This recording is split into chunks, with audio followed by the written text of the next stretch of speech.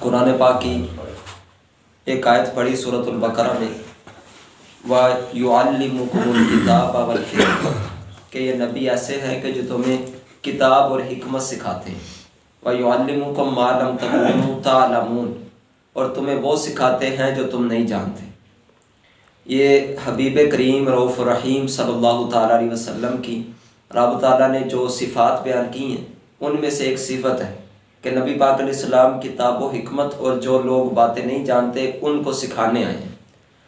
نبی پاک علیہ السلام کا خود فرمان ہے انما بعثت معلما، کہ مجھے استاذ بنا کر بھیجا گیا، مجھے معلم سکھانے والا بنا کر بھیجا گیا۔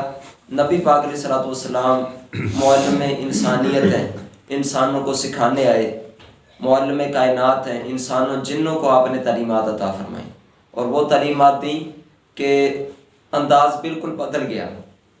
اور نبی پاک علیہ السلام کے سمجھانے کا جو انداز تھا وہ ہمارے لیے بھی سبق ہے، خاص طور پر جس کا یہ ارادہ ہے کہ یہ جو معاشرہ ہے درست ہو جائے، تربیت یافتہ ہو جائے، تو اس کے لیے ضروری ہے کہ وہ حضور علیہ السلام کی سیرت کو دیکھے۔ دیکھیے بڑی پریشانی ہے، تعلیم تو ہے اسکولوں میں لیکن تربیت کوئی نہیں ہے۔ وہی بچے جو اپنے استاد سے پڑھ رہے ہیں، حالانکہ استاذ کا جو درجہ ہے وہ والد کی طرح ہے، لیکن اسی استاذ کے سامنے لوگ کھڑے ہو جاتے ہیں، ادب بالکل کوئی نہیں کرتے۔ وجہ کیا ہے؟ تعلیم تو پڑھ رہے ہیں، تعلیم تو پڑھ لی، اس کے باوجود ادب کیوں نہیں؟ وجہ یہ ہے کہ انہوں نے صرف تعلیم پڑھی ہے، تربیت سیکھی کوئی نہیں، ان کو کسی نے تربیت دی کوئی نہیں۔ تربیت کی ضرورت ہی بڑی ہے۔ تو رسول کریم علیہ السلام نے جس طرح تبدیلی کی، اگر ہم حضور کی سیرت کو دیکھیں گے تو ہمارے لیے آسانی ہے۔ رسول کریم رؤوف الرحیم صلی اللہ تعالیٰ علیہ وسلم، آپ ایک بار مسجد میں تھے، صحابہ کرام بھی حضور کے ساتھ تھے۔ ایک دیہاتی عام سا بندہ وہ مسجد میں آیا اور اس نے مسجد کے اندر آ کر پیشاب کرنا شروع کر دیا، مسجد میں، بچہ نہیں بڑا۔ جب یہ دیکھا صحابہ نے، ان کو ظاہری بات ہے تیش تو آتا ہے، یہاں پر تو جو بچہ بھی شرارت کرے تو لوگ اس کے پیچھے دوڑتے ہیں، تو وہ تو بڑے تھے، تو صحابہ کرام اور پیشاب کر رہے تھے، تو صحابہ کرام جب جانے لگے تو حضور نے ان کو روک دیا، فرمایا کہ رک جاؤ۔ جب وہ عرابی بندہ پیشاب مکمل کر چکا تو نبی پاک علیہ السلام نے اپنے پاس بلایا اور فرمایا کہ یہ مسجدیں عبادت کے لیے ہیں، یہ اس طرح کے کام کے لیے نہیں۔ اس کو پیار سے سمجھایا اور پھر پانی منگوا کر اس پیشاب کو صاف کروا دیا۔ یہ کئی جگہ پر حدیث ہے اور بالکل صحیح حدیث ہے یہ جو ہے۔ حضور علیہ السلام نے نہ تو اس کو ڈانٹا نہ اس کو مارا، بلکہ سمجھایا، کیونکہ وہ جاہل تھا، اس کو پہلے پتہ کوئی نہیں تھا۔ تو کم از کم پہلی بار تو چھوٹ دے دینی چاہیے نا، پہلی بار تو معافی ہونی چاہیے جو پہلی بار غلطی کرے۔ تو لہٰذا حضور علیہ السلام نے اس کو سمجھایا، پانی منگوا کر بہا دیا، جو صحابہ غصہ کر رہے تھے ان کو روک دیا۔ سائنسدان بھی اب کہہ رہے ہیں کہ اگر پیشاب درمیان میں بندہ روک دے، یعنی پیشاب کر رہا ہو درمیان میں روک دے، تو ایسی بیماریاں کہ ان کا علاج ہی کوئی نہ ملے۔ دیکھیے صرف یہ تربیت نہیں بچوں کی کہ مسجد میں کوئی شرارت کرے تو صرف اس کو آواز دے کر کہہ دینا کہ اوے چپ کرو، تو ایسا بند کرو، تو اس طرح صرف نہیں ہوتا۔ یہ بھی ٹھیک ہے کہ اس کو روکا جائے گا، لیکن صرف یہ تربیت نہیں ہے۔ یہ بڑا آسان ہم تربیت سمجھتے ہیں، اصل تربیت یہ ہے کہ وہ یعنی بات سمجھ جائے کہ مسجد میں شور نہیں کرنا، اور پھر آئندہ وہ کرے ہی نہ، چاہے کوئی ہو چاہے نہ ہو، اس کو بات سمجھ۔ بچہ جو ہوتا ہے وہ آہستہ آہستہ اس کو سمجھ آتی ہے۔ اب دیکھیے بڑے افسوس کی بات یہ ہے کہ بچہ جب جائے کسی گیموں کی دکان پر، بچہ جب جائے کسی جہاں پر ٹی وی لگا ہے، جہاں پر فلمیں ڈرامے چل رہے ہیں، وہاں پر جائے تو کوئی اس کو نہ روکے، کوئی اس کو نہ ڈانٹے، کوئی اس کو نہ جھڑکے، نہ دکان والے اس کو کوئی غلط کہہ رہے ہیں، نہ کوئی وہاں پر جو موجود ہے اس کو باہر نکال رہے ہیں۔ وہاں پر وہ مزے سے ہیں، شیطان ویسے ہی اس کی ترغیب دلاتا ہے، کھیل کود میں بچے کا جی ویسے ہی لگتا ہے۔ وہاں پر ان کے لیے آسانی ہو، وہ وہاں پر جائیں، کوئی ان کو روکے نہ۔ مسجد میں آ جائیں تو کبھی کوئی نمازی اس کو روک رہا ہو تو کبھی کوئی روک رہا ہو، تو بتائیے کہاں جانے کے وہ عادی ہوں گے؟ یہ تربیت ہم نے نہیں کرنی تھی کیا؟ کہاں کا عادی خود پہلے بنا رہے ہیں، پھر جب وہ جوئے کا شکار ہوتا ہے یا غلط صحبت کی وجہ سے غلط کاموں کا شکار ہوتا ہے، پھر سر کو پکڑتے ہیں کہ اوئے ہوئے میں نے یہ کیا کر لیا۔ اب ہم یعنی پھر سمجھانا بھی فائدہ کوئی نہیں دیتا، کیونکہ وہ بہت آگے جا چکا ہوتا ہے۔ تو لہٰذا پہلے غور کرنا تھا نا، ہم نے تو اپنی عادتوں سے خود ہی ان کو عادی ہی غلط کاموں کا بنا دیا۔ لہٰذا اس لیے یہ بڑی ضروری چیز ہے، حضور علیہ السلام کی اس جو عمل ہے اس سے سبق سیکھیے۔ ایک بندہ پیشاب کر رہا ہے، نبی پاک علیہ السلام اس کو نہیں ڈانٹ رہے، اور ہے بھی وہ بڑا، تو بچے کو ہم اگر ڈانٹ دیں گے تو وہ سمجھے گا پتہ نہیں یہ کوئی میں ڈرونی جگہ پر آ گیا ہوں۔ کہ رسول کریم علیہ السلام آپ کا انداز اسی طرح تھا۔ ایک اور صحابی کا واقعہ ہے، وہ نا مسجد کہتے نماز پڑھنے آیا، پہلے اجازت تھی دعا سلام کرنے کی بھی نماز کے اندر، حال چال پوچھنے کی بھی۔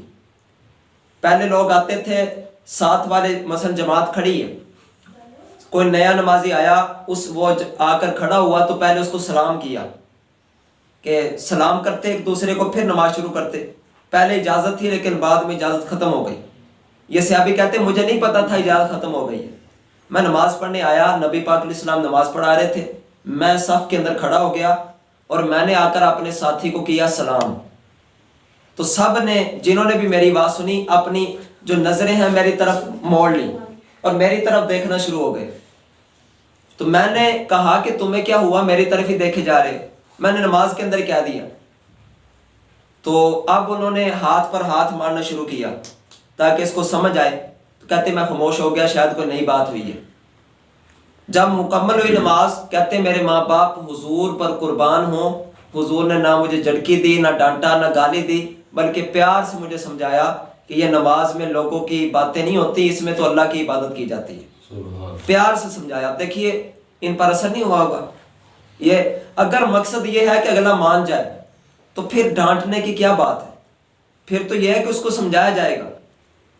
اور پھر نا کئی بار عادت جب پکی ہو جاتی ہے، اس کو سمجھانے کا کچھ طریقے، یہ بھی بخاری شریف کے حدیث پاک ہے کہ ایک بندہ نا آیا، اس نے نماز پڑھی مسجد کے اندر، نبی پاک علیہ السلام بھی تشریف فرما تھے، آ کر اس نے سلام کیا، تو رسول کریم رؤوف الرحیم صلی اللہ تعالی علیہ وسلم آپ نے اس کو جواب دیا اور فرمایا تمہاری نماز نہیں ہوئی، نماز پڑھ کے آؤ۔ وہ واپس گیا، اس نے جا کر پھر نماز پڑھی۔ نماز پڑھنے کے بعد دوبارہ حضور کے پاس آیا اور پھر سلام کیا۔ نبی پاک علیہ السلام نے فرمایا قم فصلی فإنک لم تصلی، نماز کوئی نہیں ہوئی، نماز پڑھ کے آؤ۔ تیسری بار بھی گیا وہ، اور پھر اس نے یہاں پر اگر کسی سے کہا جی کہ بھائی جان آپ کی غلطی ہے، آپ نماز سے آپ کی نماز نہیں، نماز پڑھ لیں، بس اللہ معاف کرے گا، خیر ہے۔ یہاں پر تو ہم نے یہ سمجھ لیا یہ بھی تربیت کی کمی ہے، ہم اس بات کو غور کرتے نہیں۔ رب تعالیٰ تب معاف کرے گا جب ہم نے اپنی پوری کوشش کر لی۔ اگر میں نے صحیح طریقے سے وضو کیا، خیالات بھی نہ آنے دیے نماز میں، صحیح طریقے سے جو نماز پڑھی، پھر بھی میں نہیں کہہ سکتا کہ میری نماز قبول ہو گئی، پھر بھی اللہ کے ذمہ ہے۔ لیکن میں نے اپنا پورا کام کیا کہ جتنی مجھے پتا تھا کہ یہ نماز اس طرح صحیح ہوتی، میں نے کوشش کی۔ لیکن اگر کوئی بندہ کوشش نہ کرے اور کہے کہ اللہ معاف کرے گا، بندہ وضو ہی نہ پھر کر رہا ہے اور کہے کہ میں نماز پڑھ لیتا ہوں اللہ معاف کرے گا، تو اس طرح تو نہیں نہ ہوگا۔ کوئی بندہ کپڑے ناپاک لے کر نماز پڑھے اور کہے کہ اللہ معاف کرے گا، ایسے تو نہیں نا۔ ایسے تو پھر ہر کوئی اسی طرح جو مرضی کرنا شروع کر دے، یہ رب تعالیٰ کی عبادت ہے، اس کے کچھ طریقے ہیں۔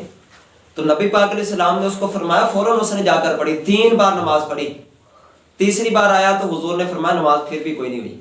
اس نے عرض کی حضور مجھے پھر نماز سکھا دیں۔ تو نبی پاک علیہ السلام نے فرمایا کہ تم جب رکوع کرو تو رکوع کے بعد اپنی کمر کو بھی سیدھا کرو، سیدھے کھڑے ہو جاؤ، اس کے بعد جب سجدہ کرو دونوں سجدوں کے درمیان اطمینان سے بیٹھو، پھر دوسرا سجدہ کرو۔ حضور علیہ السلام نے اس کو طریقہ بتایا، نماز پڑھ کے آیا۔ دیکھیے اگر نبی پاک علیہ السلام چاہتے تو پہلی بار بھی اس کی غلطی بتا سکتے تھے نا، 3 بار اس کو کیوں بھیجا؟ اس کی غلطی ہو چکی تھی پکی، ایک بار بتانے سے اس کو یاد کوئی نہیں رہنا تھا، پھر بول جانا تھا۔ اس کو 3 بار اسی طرح پڑھائی نماز، جب چوتھی بار اس نے صحیح پڑھی تو اس بار اس کو پتہ چل گیا ہوگا کہ میری غلطی کیا ہے، اب کبھی نہیں بولا ہوگا، اب اس نے یہ غلطی نہیں کی ہوگی۔ یہ بھی طریقہ ہے سمجھانے کا۔ حضور تو معلم کائنات ہے نا، تو یہ بھی آپ نے اس طرح بھی تربیت فرمائی ہے کہ اس طرح سکھایا جائے کہ اگلے کو سمجھ آ جائے، اگر مقصد یہ ہے۔ اور یہ بھی حدیث پاک ہے کہ جس نے لوگوں کے سامنے کسی کو سمجھایا اس نے اس کو رسوا کر دیا۔ اور جس نے اکیلے میں سمجھایا اس نے اس کو عزت دی۔ دیکھیے میں نے پہلے عرض کیا کہ مقصد اگر سمجھانا ہے نا تو پھر واقعی اس کو اکیلے میں سمجھایا جائے گا۔ اگر مقصد ہی لڑائی ہے یا مقصد یہ ہے کہ مجھے زیادہ پتہ ہے اس کو کوئی نہیں پتہ، تو پھر یہ مقصد تو حاصل ہوگا لیکن وہ جو سمجھانے والا مقصد ہے وہ نہیں ہوگا، اگلا غصہ کرے گا۔ لہٰذا اس لیے غور کرنا ہے۔ کچھ غلطی ایسی ہوتی ہے جو سب کے سامنے بتانی پڑتی، کیونکہ وہ اگر غلطی نہ بتائی جائے تو لوگ دوسرے بھی اس کو سمجھیں گے شاید یہ صحیح ہے، اس وقت سب کے سامنے بتا دیا جائے تو کوئی مسئلہ کوئی نہیں۔ لیکن ہر غلطی نہیں ہوتی کہ سب کے سامنے ہی شروع ہو جائے کہ تم نے فلاں غلطی کی ہے تو اس کو صحیح کرو، ایسا نہیں ہوتا، بلکہ اکیلے میں اس کو سمجھایا جاتا ہے۔ پھر نہ مانے تو پھر لوگوں کو بتا دیا جاتا ہے کہ اصل مسئلہ یہ ہے، اگر کوئی غلط مسئلہ کرے اس کے پیچھے نہیں چلنا، یہ معاملہ ہے۔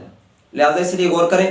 مثلا یہاں پر کوئی بندہ آئے اور اس کو نہیں پتا مسئلے کا، اس نے فجر کی نماز پڑھی اور اس کے بعد اس نے سنت ادا کرنا شروع کر دی، اس کو نہیں پتا کہ سورہ نکلنے کے 20 منٹ بعد پڑھنی ہے۔